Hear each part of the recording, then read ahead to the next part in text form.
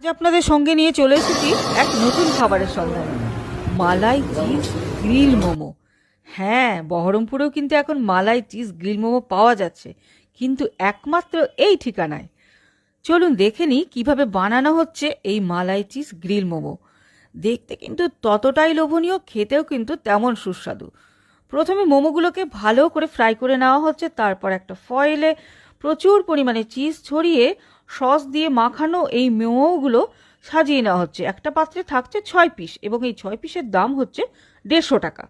আরেকটি পাত্রে Amul cream, Szechuan sauce, আরও নানা রকম সস, গুঁড়ো মশলা, মেয়োনিজ, চিকেন কিমা ভালো করে মাখিয়ে নিয়ে সেটা কিন্তু আবার এই মোমোর ওপরে দেওয়া হচ্ছে।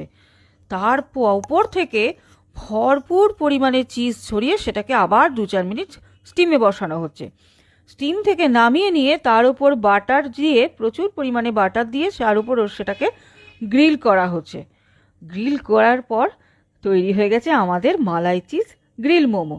চলুন খেয়ে দেখি কেমন হয়েছে এই মালাই চিজ গ্রিল মোমো। উফ, অসাধারণ খেতে হয়েছে, অসাধারণ। আমি তো বলবো আপনাদের একবার অন্তত টেস্ট করতে এই মালাই চিজ গ্রিল মোমো।